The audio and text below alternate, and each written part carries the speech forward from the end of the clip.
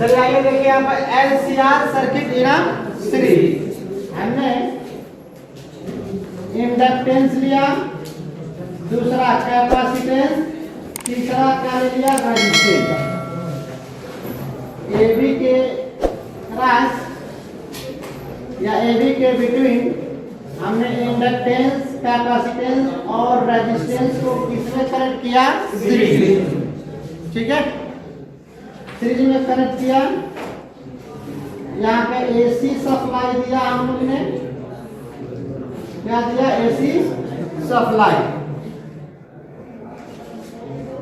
Inductance के voltage को हम लोग VL कहेंगे, कैपेसिटेंस के वोल्टेज को किससे रिप्रेजेंट करेंगे? VC से, रेजिस्टेंस के वोल्टेज को किससे रिप्रेजेंट करेंगे? VR। ठीक है, यानी हम कह सकते हैं कि ये इंडक्टेंस का टर्मिनल पोटेंशियल है, कैपेसिटेंस का टर्मिनल पोटेंशियल, रेजिस्टेंस का टर्मिनल पोटेंशियल। दूसरी बात, यहाँ पर net supply is not equal to VR V not R plus V naught inductance plus V naught capacitance. Net supply voltage will be not equal to V not R plus V not L plus V not C। ठीक है, अब ध्यान दीजिए, जब हमने pure inductance को AC supply दिया था तो उस कंडीशन में इंडक्टेंस का वोल्टेज करंट से π/2 फेज क्या कर रहा था? लीड्स कर रहा था। इंडक्टेंस का वोल्टेज करंट से π/2 फेज क्या कर रहा था? यानी यहाँ पर ये आपका करंट है तो इधर क्या हो जाएगा? इंडक्टेंस का वोल्टेज, यानी ये π/2 फेज इंडक्टेंस का वोल्टेज करंट से क्या कर रहा है? लीड कर रहा है। या करंट इंडक्टेंस के वोल्टेज से π/2 फेज लीड कर रहा है। गिलास आधी भरी है, गिलास आधी खाली है, सेंसिटिव है ना। आइए हम लोग देखते हैं capacitance. When pure capacitive circuit are connected to the AC supply, then voltage of capacitance π/2 phase lags with current।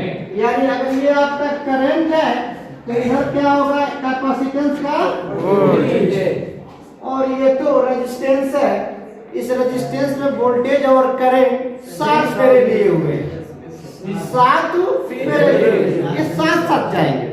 कैसे जाएंगे? साथ। यानी इनका फेज एंगल क्या होगा? 0 डिग्री, यानी एक दूसरे के।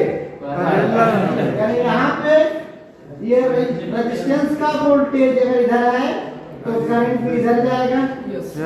तो यहाँ पे नेट सप्लाई वोल्टेज की बात किया जाए, जैसे सपोर्ट दैट ये हमने लिखा VR, क्या लिखा? V नॉट R, यानी रेजिस्टेंस का पिक वोल्टेज या नेट सप्लाई वोल्टेज। ठीक है, इसको हटा दो। Net supply voltage is equal to V not, क्या लिखेंगे? R sine omega into resistance का। ठीक है, अब हम बात करते हैं इंडक्टेंस के वोल्टेज को, तो VL is equal to V not L sine omega t।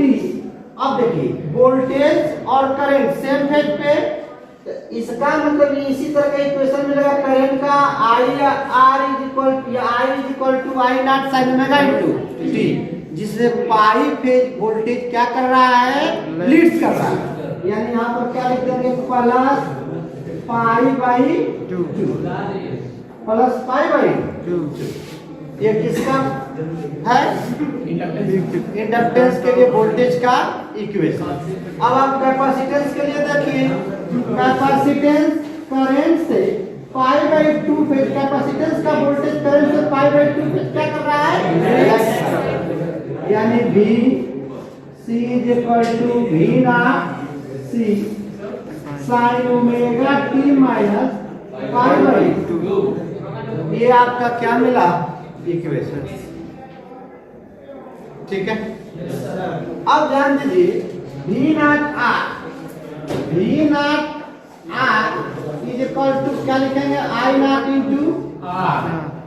V not L is equal to I not into XL, I not into inductive reactance. क्या बोलेंगे, inductive reactance. Inductive reactance is equal to omega into यानी यहाँ पर I not into omega लिख सकते हैं। अब V not into C is equal to I not into या I not upon omega into C. ठीक है, ये सब पीक वोल्टेज या मैक्सिमम वोल्टेज किसके लिए, रेजिस्टेंस के। मैक्सिमम वोल्टेज या पीक वोल्टेज इंडक्टेंस का, मैक्सिमम वोल्टेज कैपेसिटेंस का या पीक वोल्टेज कैपेसिटेंस। अब ध्यान दें यहाँ पर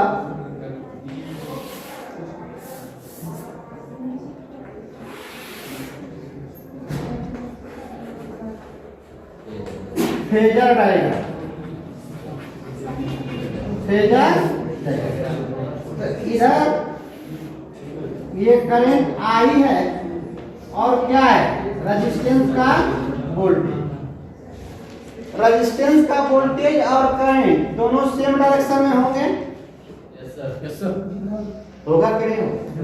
बट इंडक्टेंस का वोल्टेज करंट से पाई बाई 2 पे क्या करता है, यानी इधर आप दिखाएंगे V नॉट ये पाई बाई 2 पे इंडक्टेंस का वोल्टेज करंट से क्या कर रहा है, कैपेसिटेंस का वोल्टेज करंट से पाई बाई 2 पे क्या कर रहा है, लैग कर रहा है।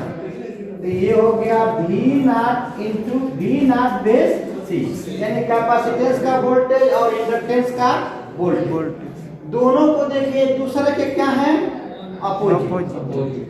तो कितना फेज बना, पाई फेज ओवर 180 डिग्री, यानी प्योर इंडक्टेंस, रेजिस्टेंस, कैपेसिटेंस, इन तीनों को जब हमने सीरीज में कनेक्ट किया तो इंडक्टेंस के वोल्टेज में साइन जैसा और कैपेसिटेंस के वोल्टेज में फेज एंगल कितना मिला हमारा, पाई, यानी 180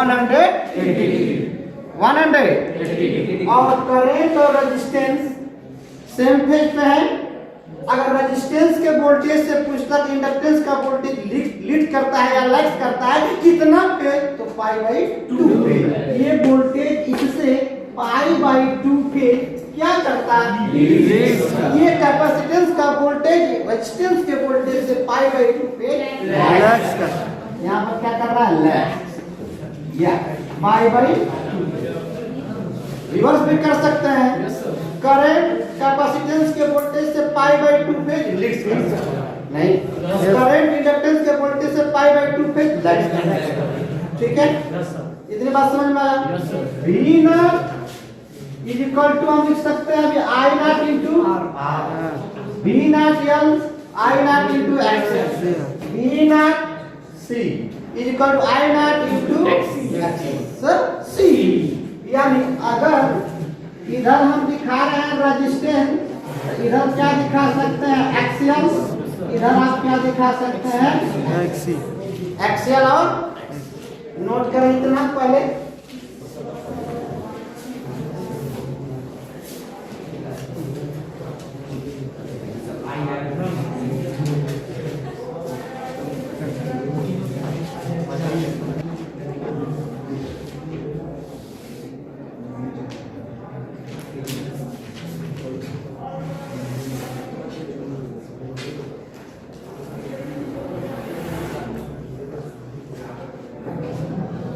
हाँ इतनी बात समझ में आया, बताओ। अब सेक्शन में समझ में आ रहा है ना, बोलिए। अब देखिए special cases, special cases first, क्या हमने लिया फर्स्ट। तो स्पेशल केस में फर्स्ट में देखिए इन V नॉट मतलब इंडक्टेंस, इंडक्टेंस और क्या है आपका capacitance. V not L is greater then V naught. Inductance का वोल्टेज अगर कैपेसिटेंस के वोल्टेज से मैक्सिमम है तो इनका peak voltage average net voltage क्या होगा, या नेट रेजिस्टेंस मतलब इम्पीडेंस। ठीक है, तो देन इसको हम OR XL is greater than क्या लिख सकते हैं, XL is greater than XC. अब ध्यान से समझिए, इधर सपोर्ट दैट 50 वोल्ट है, इंडक्टेंस का वोल्टेज 50 वोल्ट है और कैपेसिटेंस का वोल्टेज आपका 30 वोल्ट है। तो 50 में से 30 नेट किधर जाएगा, जो नेट वोल्टेज होगा वो लीड्स करेगा या लेग्स करेगा, तो जब लीड किया तो इसका मतलब प्योर इंडक्टेंस हो गया। क्या हो गया, प्योर इंडक्टेंस। प्योर इंडक्टेंस में इंडक्टेंस का वोल्टेज करंट से π/2 पे क्या कर रहा था, यो इससे इधर जा रहा है। बात समझ रहे ना, यानी 50 माइनस 30 दैट इज 20, यानी ये कुछ घट जाएगा बट यहाँ आएगा कि नहीं आएगा। तो इसका मतलब ये हो गया आपका करंट और इधर क्या हो गया रेजिस्टेंस का वोल्टेज। इससे नेट सप्लाई वोल्टेज यहाँ पर क्या लिखेंगे, VL V not L minus V not C। आएगा समझ में। अब देखिए इसका दोनों का रिजल्टेंट इधर जाएगा, दोनों का रिजल्टेंट इधर जाएगा। तो देखिए ये जो नेट वोल्टेज है ये इससे 5 फेज क्या कर रहा है, लीड्स कर रहा है। 5 फेज क्या कर रहा है, लीड्स कर रहा है। इसको आप क्या मान सकते हैं, इसको V not L minus V not V not L minus V not. तो यहाँ से tan phi निकाल सकते हैं। क्या निकाल सकते हैं, tan phi। पावर फैक्टर भी निकाल सकते हैं। पावर फैक्टर आपको पता हो गया तो LCR सर्किट के लिए एवरेज पावर डिसिपेशन भी पता हो गया, क्योंकि average power dissipation P bar is equal to half V not into I not is equal to V naught upon root 2 into I not upon root 2 is equal to VRMS into I RMS। मिलेगा कि नहीं मिलेगा, ये रहा average power dissipation या power average power भी बोल देता है। आइए देखते हैं नेट सप्लाई वोल्टेज, ठीक है, इज इक्वल टू, अब इधर क्या मिलेगा V not L minus V not और ये क्या मिलेगा V नॉट पाइथागोरस थ्योरम लगाएंगे, V नॉट का स्क्वायर यहाँ लिखेंगे V नॉट R का square plus V not L minus V not C का होला स्क्वायर। कितनी बात समझ रहा है, नहीं है, नहीं है, नहीं है। हाँ स्टैंड अप बता कहाँ दिक्कत कर रहा है। स्पेशल केस में ये बोला जा रहा है कि अगर यहाँ पर ये क्या है, यल है, तो यह अगर सपोर्ट तक केस में ऐसा बनता है, ये 50 वोल्ट हो गया और ये कितना हो गया 30 वोल्ट सपोर्ट है और ये कुछ दे दिया है, तो इसका मतलब इन दोनों का नेट सप्लाई वोल्टेज किधर जाएगा, इससे इन दोनों से करंट और रेजिस्टेंस के वोल्टेज से π/2 फेज पर नेट सप्लाई वोल्टेज, ये क्या किया, इसका नेट माइनस करेंगे इधर जाएगा, यानी पहले इतना था कितना आ गया, इतना आ गया। बस समझ में, ये आपको मिल गया, ये पता है, इनका क्या निकाल लेंगे रिजल्टेंट, क्या निकाल लेंगे रिजल्टेंट। आई बात समझ में।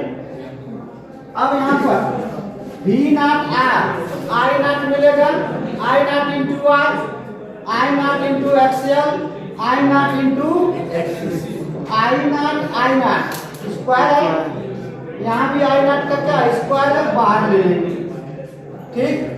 यहाँ हमने V नॉट लगा दिया, रूट में क्या मिल गया R का स्क्वायर, या पहले आप V नेट सप्लाई वोल्टेज निकालना है तो V not is equal to root V not R का क्या लिखेंगे स्क्वायर प्लस वी नॉट ये L minus V not C का होल तो नेट सप्लाई वोल्टेज यहाँ से फाइंड कर सकते हैं। अब देखें यहाँ पर मिलेगा I not into R I not into X L I not into I not बाहर लेंगे रूट से बाहर हो जाएगा आई नॉट को इसके नीचे लाए या यहाँ पर देखिए आई नॉट हो गया और यहाँ पर हो गया रूट आर का square plus X L minus X C का होला स्क्वायर।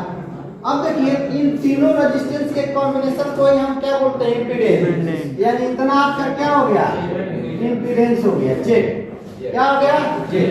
अब आप आसानी से लिख सकते हैं V naught equal to I not into impedance I not into impedance लिख सकते हैं या यहाँ पर देखिए आई नॉट को इधर लाइए यहाँ पर देखिए आई नॉट को इधर लाइए वी नॉट अपन क्या मिला I not is equal to root R square plus X L minus X C का होला स्क्वायर।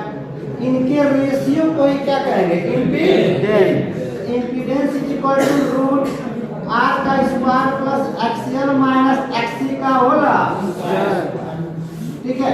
यहाँ पर देखिए V not upon I not is equal to impedance इसको इधर ले जा सकते हैं ना राइट साइड पे yes. यानी V not is equal to I naught into impedance tenth की बात याद कीजिए V is equal to I into उसी तरह से V not is equal to I naught into impedance. ये वी नॉट को और क्या बोल सकते हैं वीआरएमएस वैल्यू क्या बोल सकते हैं V RMS value root mean square voltage जो भी दिया हो यहाँ पर ये जो वोल्टेज मेजर करेगा यहाँ पर पोटेंशियोमीटर लगाएंगे तो पोटेंशियोमीटर क्या मेजर करता है वोल्टेज पोटेंशियोमीटर वोल्टामीटर लगाएंगे क्या लगाएंगे वोल्टामीटर तो यहाँ वोल्टामीटर लगाएंगे तो वोल्टामीटर लगाए या मीटर ये सब क्या मेजर करते हैं रूट मीन स्क्वायर वोल्टेज और करंट को मेजर करते हैं ठीक है।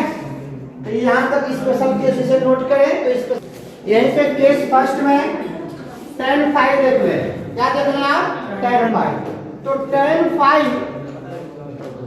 यहाँ बता देता हूँ देखिए tan phi इक्वल टू ये v naught minus v not c है तो क्या इसको हम लोग बोल सकते हैं v नॉट जितना इधर होगा उतना इधर होगा नहीं होगा यानी यहाँ पर हम लिख सकते हैं v not l minus v not c upon क्या लिख सकते हैं v नॉट r। अब देखिए यहाँ पर देखिए v not l I not into v not c I not into तो I नॉट बाहर करेंगे और v not r equal to I naught तो I नॉट से I नॉट क्या हो जाएगा दुनिया से चला जाएगा यानी और क्या लिख सकते हैं एक्सियल माइनस क्या लिख सकते हैं क्या लिख सकते हैं अपॉन लिख सकते हैं नहीं सपोर्ट दैट ये नहीं दिया है तो आप क्या करेंगे यहाँ पे देखिए एक्सेल इज इक्वल टू मैंने बताया एक्सेल इज इक्वल टू क्या है ओमेगा एल तो XL is equal to omega L minus X is equal to 1 upon omega into upon अब ओमेगा भी नहीं दिया फ्रीक्वेंसी दिया तो ओमेगा इज इक्वल टू पता है ओमेगा इज इक्वल टू क्या आता है 2 पाई एल 2 पाई तो यहाँ पर हम लिख सकते हैं और क्या 2 pi L into L minus 1 upon 2 pi f into c upon r यहाँ से tan phi निकाल सकते हैं ठीक है। पावर फैक्टर किसको बोलते हैं cos phi तो cos phi आप चेक कर लें cos phi चेक कर रहा हूँ यहाँ देखिए cos phi बता रहे परपेंडिकुलर अपन बेस अपन तो बेस में क्या है v नॉट r है तो बेस में v नॉट r है और बताइए v नॉट ये है बेस अपन यानी ये हो जाएगा v naught net supply voltage क्या है नेट सप्लाई वोल्टेज। अब v not r equal to आप बताएं i नॉट इनटू r होता है अच्छा v नॉट यही है ना आई नॉट इंटू इम्पीडेंस लिखा था, V not is equal to I not into impedance. तो यहाँ से आई नॉट इंटू इम्पीडेंस ये दुनिया से चला जाएगा, यानी ये मिला cos पाई r अपन z। या मान लीजिए नहीं दिया तो v नॉट r दिया है, v not is equal to I naught root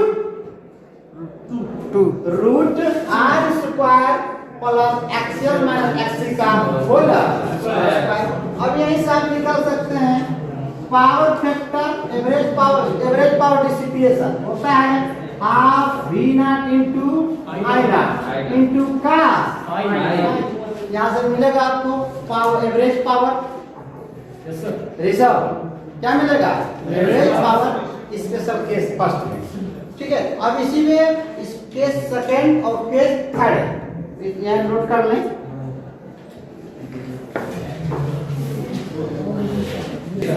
case first रहा, केस सेकंड देखते हैं। ठीक है, case second v not c is greater then v not n, v not c is greater then v not n, यानी capacitance का voltage inductance के voltage से क्या है, ग्रेटर। क्या है, ग्रेटर।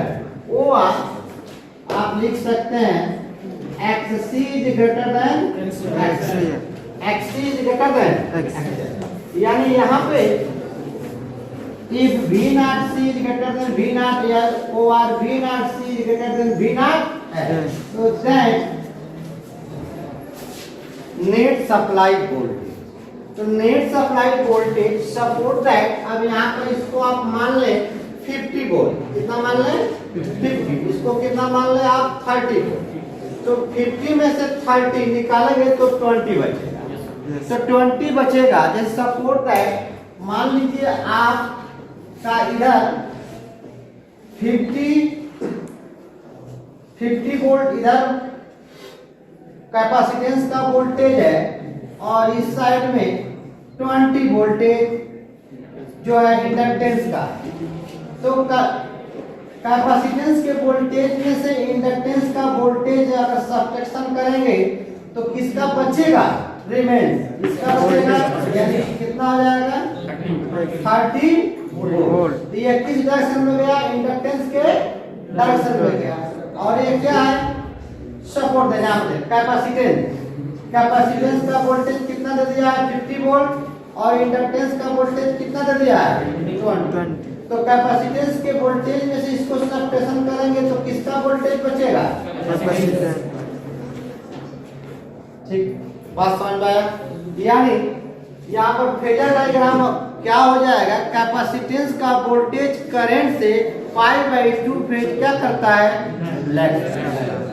तो फेजर डायग्राम अगर आप बनाते हैं तो ये आपका हो गया करंट, क्या हो गया करंट, और सपोर्ट दैट इधर आपका था इंडक्टेंस का वोल्टेज और इधर आपका किसका वोल्टेज था, कैपेसिटेंस का वोल्टेज, किसका था, कैपेसिटेंस का वोल्टेज। अब ये वोल्टेज ज्यादा है इससे, इसका मतलब कुछ यहाँ आएगा, सब्ट्रैक्शन करेंगे तो जो भी दिया हो, यानी अब मिलेगा आपको यहाँ पर V not C minus V not L। आई हो कितनी बात समझ में आया। जो नेट वोल्टेज इसका मिला वो किधर गया, करंट से लैग किया कि लीड्स किया, लैग्स करेगा किसका वोल्टेज, कैपेसिटेंस का, किसका वोल्टेज। यानी यहाँ पर अगर हम ये करंट बना लें और इधर हमने ले लिया V not C minus V not L, तो इनका ये नेट सप्लाई जो वोल्टेज मिला आपका वह इससे करंट से पाई फेज क्या किया, लैग, करंट से पाई फेज क्या करेगा, तो नेट सप्लाई वोल्टेज आप यहाँ पर फाइंड करेंगे। ठीक है, net supply voltage V not is equal to, अब देखिए ये V naught minus V not C minus V not L है, तो क्या ये इधर है, इसको हम ये मान सकते हैं क्या, V not C minus V not L मान सकते हैं। Yes. बतावे Yes. ये आपको पता है। और ये करंट डायरेक्शन में कौन जा रहा है? रेजिस्टेंस का वोल्टेज। करंट डायरेक्शन में कौन जा रहा है? रेजिस्टेंस का वोल्टेज। तो रेजिस्टेंस का वोल्टेज ये पता है और ये आपको पता है कि ये निकल सकता है नेट सप्लाई वोल्टेज किससे? पैरामीटर से।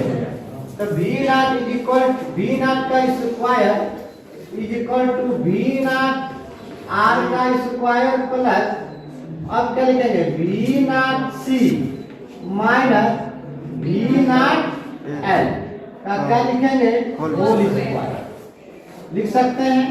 ये स्क्वायर को हटाएंगे तो रूट में मिलेगा आपको V not is equal to root V not R का square plus V not C minus V not L का होल स्क्वायर। होगा कि नहीं होगा? अब देखिए इसमें क्या छुपा हुआ है? I not into R, I not into R। V not C में क्या छुपा है? I not into V not L में क्या छुपा हुआ है? I नॉट इंटू यानी I नॉट सब में है। रूट से बाहर निकालेंगे तो I नॉट का स्क्वायर होगा। I नॉट का स्क्वायर रूट से बाहर निकालेंगे तो क्या आ जाएगा? I not. ये क्या हुआ? V not. अब यहाँ पर आपको क्या मिला? R का स्क्वायर प्लस पता है XC minus XC minus XL का होल स्क्वायर। अब देखें ये इंडक्टेंस है, कैपेसिटेंस और ये क्या है? रेजिस्टेंस। ऑलरेडी पता है इसको बोलते हैं इंडक्टिव रिएक्टेंस, इसको बोलते हैं कैपेसिटिव रिएक्टेंस। ये क्या है? रेजिस्टेंस। तो तीनों का नेट रेजिस्टेंस किससे रिप्रेजेंट करते हैं? इम्पीडेंस। नेट रेजिस्टेंस को किससे रिप्रेजेंट करते हैं? इम्पीडेंस से। तो क्या I नॉट इंटू जेड लिख सकते हैं? ये क्या हो गया? V not. V नॉट हो गया। Over Z is equal to क्या मिलेगा? V naught upon I naught. V naught upon I naught. तो देयर को यानी I नॉट को इधर लाएंगे तो V naught upon I not is equal to impedance is equal to आप लिख सकते हैं R का square plus XC minus XL का होल स्क्वायर। इतनी बात समझ में आया? वैसे यहाँ पर देखें ये क्या है? V not into R। ये क्या है? V not into R। तो V not into R is equal to क्या होता है? I not into R। तो क्या इसको आप R मान सकते हैं? यस। बता रहे? अब V not into C minus V not into L। तो I not into XC minus I not into XL। I naught बाहर ले लें, कॉमन ले लेंगे तो क्या मिलेगा? XC माइनस XL मिलेगा। XC माइनस XL मिलेगा। अब बाहर लाकर इसके नीचे लाएंगे तो यही क्या कहलाएगा? इम्पीडेंस। इम्पीडेंस का यहाँ पर रिजल्ट मिला। Impedance is equal to R का square plus XC minus XL का। बात समझ में आया? बात समझ में आया कि नहीं आया? बता रहे? अब tan फाइव देख लें आप। क्या देख रहे हैं? tan five. तो ये एंगल आप 5 मान रहे हैं तो ये क्या हो जाएगा? परपेंडिकुलर। ये क्या हो जाएगा? ये क्या हो जाएगा? बहुत अच्छी बात। तो tan five is equal to आप क्या लिख सकते हैं? परपेंडिकुलर पर बेस। यानी परपेंडिकुलर में XC माइनस क्या है? आप मान क्या मिलेगा? या और क्या लिख सकते हैं आप? V not C minus V not L upon क्या लिख सकते हैं? V nought over V not C minus V not L और V नॉट क्या है? Net supply voltage. ये भी तो आप लिख सकते हैं। Yes. Root V not R का square plus V not C minus V not L का होल स्क्वायर। ये भी लिख सकते हैं। सर हमें बेस जो लिए R में वो V नॉट R होगा ना? V नॉट R इसके बदले यहाँ पर ना तो V नॉट R। हाँ V नॉट R सॉरी तो V नॉट R हो गया तो V नॉट R यहाँ पर हमने लिख दिया। अब देखिए यहाँ पर नेट सप्लाई वोल्टेज नहीं मिला। I नॉट कॉमन ले लेंगे, I नॉट कॉमन ले लेंगे, कैंसिल हो जाएगा। Yes sir. तो आपको क्या मिलेगा, यही फार्मूला मिलेगा, मिलेगा नहीं मिलेगा। और ध्यान दीजिए पावर फैक्टर, किसका ध्यान दीजिए, पावर फैक्टर। तो पावर फैक्टर आप किसे बोलते हैं, cos फाई। cos फाई को क्या बोला जाता है, पावर फैक्टर बोला जाता है। ठीक है, क्या बोला जाता है, power factor, cos phi. cos phi को हम लोग क्या बोलते हैं, पावर फैक्टर। अब यहाँ पर बतावे ये क्या है, बेस, ये क्या है, ये क्या है, तो बतावे कुछ ऐसा होगा, बेस। अब देखिए बेस क्या है, वी नॉट, और क्या है कि नहीं, और हाइपोटेनस में क्या है, V nought, net supply voltage, net supply voltage. तो यहाँ पर देखिए वी नॉट आर क्या लिख सकते हैं, आई नॉट इंटू आर, अब V not is equal to I not into Z. बता रहे ये शून्य से, तो क्या आपके पास आर अपन इम्पीडेंस मिला, नहीं मिला। तो ये हुआ पावर फैक्टर, क्या हुआ, पावर फैक्टर 5। अब यहाँ से एवरेज पावर डिसिपिएशन आप V nought into I not into cos, तो यहाँ से आप निकाल सकते हैं, पाई वैल्यू निकाल सकते हैं, वैल्यू पुट करेंगे, या इसको आप क्या बोल सकते हैं, V R M S into I R M S into cos। तो नोट करें इतनी बात।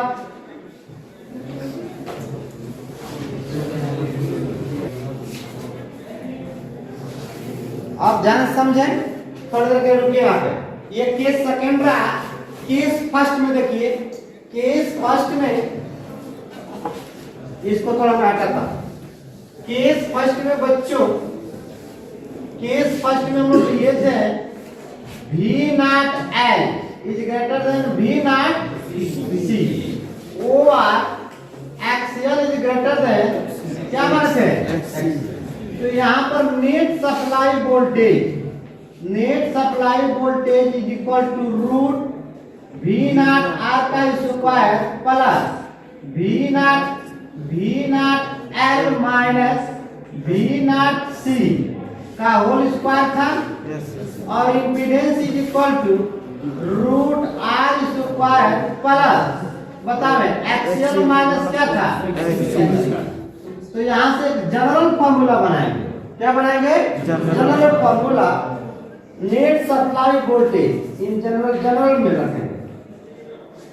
जनरल फॉर्मूला में ध्यान समझे, V not is equal to root V not R का square plus V not L, difference लगाएंगे, क्या लगाएंगे, डिफरेंस वी नॉट सी का होला।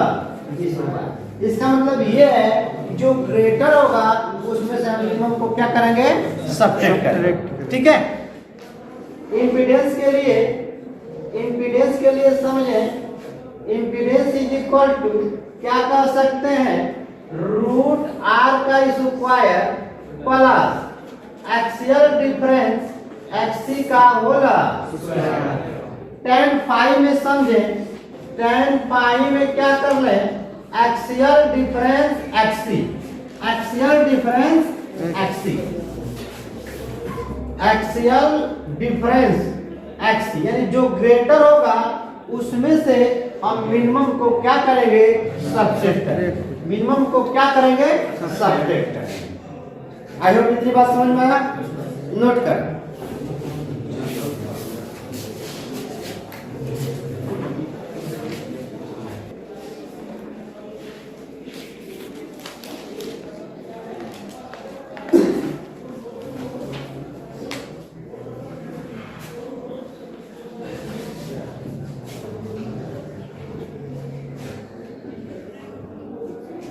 अब देखिए थोड़ी देर के लिए यहां समझिए, इस कंडीशन में पहले केस में समझिए, पहले केस में इंडक्टेंस का वोल्टेज कैपेसिटेंस के वोल्टेज से ग्रेटर है, बता में तो ग्रेटर है, तो ये तो करंट और वोल्टेज सेम फेज पर होंगे, करंट और वोल्टेज क्या होंगे, सेम फेज पर होंगे।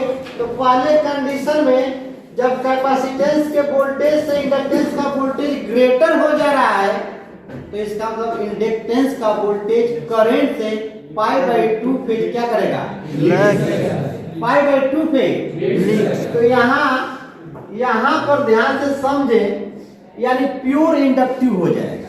प्योर इंडक्टिव सर्किट में जब हमने एसी सप्लाई दिया तो करंट से π/2 फेज इंडक्टेंस का वोल्टेज क्या कर रहा है? क्या कर रहा था? क्या समझे? यानी π/2 फेज लीड्स किया, यानी कितना लीड्स किया? 90। कितना लीड्स किया? तो यहाँ पर इक्वेशन क्या बनेगा? V = V0 sin omega × t plus π/2। समझ में आता है? केस फर्स्ट में। केस सेकंड को आप समझे। केस सेकंड में कैपेसिटेंस का वोल्टेज इंडक्टेंस के वोल्टेज से क्या था? ग्रेटर था। बताएं। सपोज दैट नॉर्थ डायरेक्शन में आपका 30 न्यूटन फोर्स लगता है और साउथ में आपका 10 न्यूटन फोर्स लगता है, तो रिजल्टेंट फोर्स कितना हो जाएगा? कितना न्यूटन होगा? 30 लगा नॉर्थ में, साउथ में लगा 10, 20 हुआ, तो 20 नेट फोर्स किधर जाएगा? बात समझ रहे ना? तो उसी तरह कैपेसिटेंस का वोल्टेज ग्रेटर है इंडक्टेंस के वोल्टेज, तो नेट वोल्टेज किधर जाएगा? कैपेसिटेंस के वोल्टेज की तरफ। यानी कैपेसिटेंस का वोल्टेज करंट से और रेजिस्टेंस के वोल्टेज से π/2 फेज लैग करता है। समझ बात आई? समझ बात आई? यानी अब इसके लिए इक्वेशन आपको लिखना है।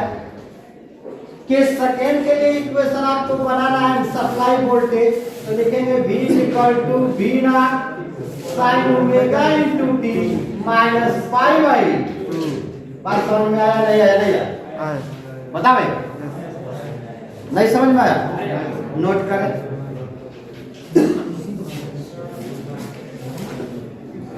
एक ये आपको मिला क्या? कैपेसिटेंस का वोल्टेज। अब नेट सप्लाई वोल्टेज यहाँ पर देखिए, ये 5 फेज है, यहाँ पर क्या है? 5 फेज करंट से क्या कर रहा था? लैगिंग कर रहा था। यहाँ पर 5 फेज करंट से क्या करेगा? तो π/2 के जगह पर आप क्या और रख सकते हैं? 5 रख सकते हैं, +5, और यहाँ पर -5 क्या कर देंगे? माइनस, क्योंकि -5 फेज क्या कर रहा है? लैग कर रहा है नेट सप्लाई को।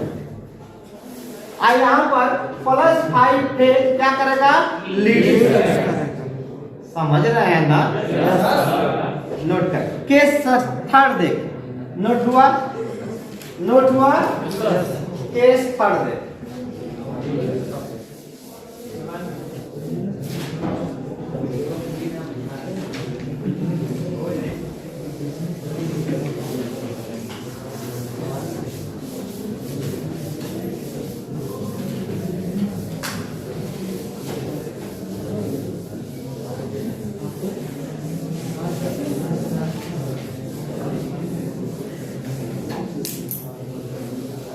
Case third.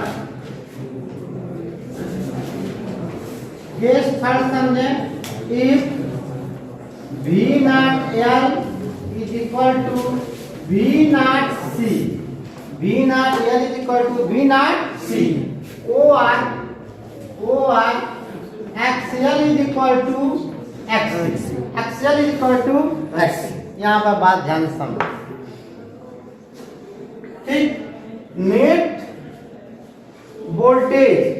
नेट वोल्टेज का एक जनरल फॉर्मूला आपने बताया, V0R का स्क्वायर प्लस V0C या V0L डिफरेंस V0C का whole square. Net supply voltage V0L और V0C। अच्छा, अब देखें इम्पीडेंस का फॉर्मूला बताया, √R का square plus X L difference XC का होल। ऐसा कुछ फॉर्मूला बताया। और क्या बताया? V0 is equal to I0 into ये मिला, ठीक, अब देखिए इस कंडीशन में जबरदस्त इसका अलग से एक लेक्चर दिया जाएगा आपको। रेजोनेंस की कंडीशन है, जैसे मैंने बताया था LC circuit, LC circuit in a series, वहां पे एंगुलर रेजोनेंस फ्रीक्वेंसी हमने बताया और क्या बताया, रेजोनेंस फ्रीक्वेंसी बताया। तो यहाँ पर मैं फार्मूला मतलब क्या बताऊंगा ना कि रेजोनेंस की कंडीशन को समझाऊंगा, बात ध्यान समझे, उसको लिए अलग से लेक्चर लिया जाएगा। आइए समझें, V not is equal to X not into C, X not into C, तो V not is equal to आप लिखते हैं I नॉट इंटू एक्सएल, बता रहे होगा कि नहीं होगा, V nought C I not into क्या होगा, ये दुनिया से चला जाएगा, तो ये हो सकता है कि नहीं। अब देखिए XL is equal to omega into क्या होगा एल, और X is equal to 1 upon omega into G. खैर कोई बात नहीं, लेकिन थोड़ी देर के बाद समझिए, इम्पीडेंस को समझिए। Impedance is equal to root R का स्क्वायर, रूट आर का, तो रूट आर का square plus X L difference X C है, एक्सियल डिफरेंस एक्सी का होल स्क्वायर है। बट यहाँ पर केस में कह रहा है कि अगर एक्सियल और एक्सी इक्वल हो जाए तो जब इक्वल हो जाएगा तो ये दुनिया से चला जाएगा, जीरो हो जाएगा, यानी जब जीरो हो जाएगा तो केवल आपको बचेगा क्या, Z is equal to root R का स्क्वायर इज इक्वल टू क्या आ जाएगा, होगा कि नहीं। यानी इस कंडीशन में इम्पीडेंस आपका क्या मिलेगा, मिनिमम, क्या हो जाएगा, मिनिमम। तो जब इम्पीडेंस मिनिमम हो जाएगा तो ध्यान से समझेगा बात को, इम्पीडेंस जब मिनिमम हो जाएगा तो ध्यान समझे, आई नॉट यहाँ पर दिखता है, I not is equal to V not अपन क्या है, तो impedance is equal to V not अपन क्या लिख सकते हैं, रेजिस्टेंस। कब, जब XL is equal to XC हो तब, या VL is V not L is equal to V not C, तो ऐसा होगा।